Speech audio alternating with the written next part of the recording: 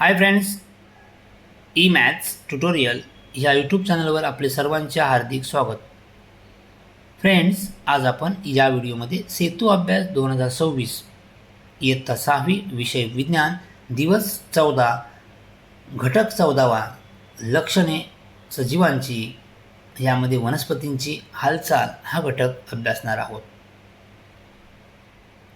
आपल्याला माहीत आहे, काय माहीत आहे तर सजीवांना वाढीसाठी पोषणाची गरज असते किंवा अन्नाची गरज असते.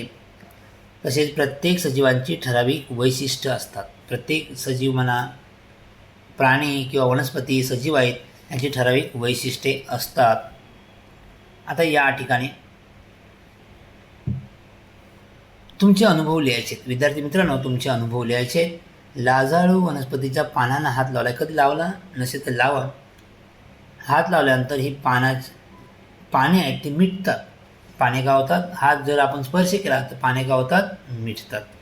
मिटतात म्हणजे ती पानं बंद होतात. सावलीतील कुंडीत लावलेले झाड तिरपे वाढते. आता हे सावलीत कुंडीत लावलेले झाड तिरपे का वाढतं? सूर्याच्या दिशेने वाढते. का होतं? तुमचा आपला अनुभव लिहायचा. बघितलंय कधी तर बघा.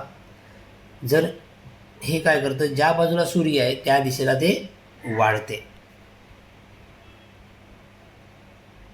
त्याचप्रमाणे विद्यार्थ्यांनी अनुभव तुम्हाला वहीत लिहायचे आहेत. तुम्ही जे अनुभव, विद्यार्थी मित्रांनो, तुम्हाला जे अनुभव आलेले आहेत ते तुमच्या वहीत लिहायचे आहेत. आता हर्षदाने परसबागेत काही वेली लावल्या होत्या. त्यांची वाढ झाल्यानंतर खांबाच्या आधारे वेली वरवर चढवून त्यावर छान मांडव वेलीवरती गेलेले आहेत. अशाच प्रकारे बागेच्या प्रवेशद्वाराजवळ वेलीची छान कमान तिने पाहिली होती. यावरून विद्यार्थ्यांना तुम्हाला काय लक्षात आलं ते आपण वहीत लिहायचं आहे. मोठ्या झाडांची मुळे जमिनीत खूप खोलवर गेलेली असतात, तसेच लांबवर पसरलेले असतात. याबाबत तुमच्या घरातील वडीलधारी माणसे, भाऊ बहीण यांच्याशी चर्चा करा आणि सारांश वहीत लिहा. मोठ्या झाडांची मुळे खोलवर कशी असतात? सोटमुळे असतात. त्यामुळे ती खोलवर पाण्याच्या शोधात गेलेली असतात. पाण्याच्या शोधात खाली आलेले आहे. हेच तुम्हाला झाड दिसतंय. ही पाण्याच्या शोधामध्ये खाली पाण्याचे शोध किंवा अन्न आणि पोषण द्रव्य जमिनीतून खेचून घेण्यासाठी ते मुलांची वाढ झालेली असते. आता याचा अर्थ आपण काय बघितलं यामध्ये तर वनस्पती हालचाल करतात.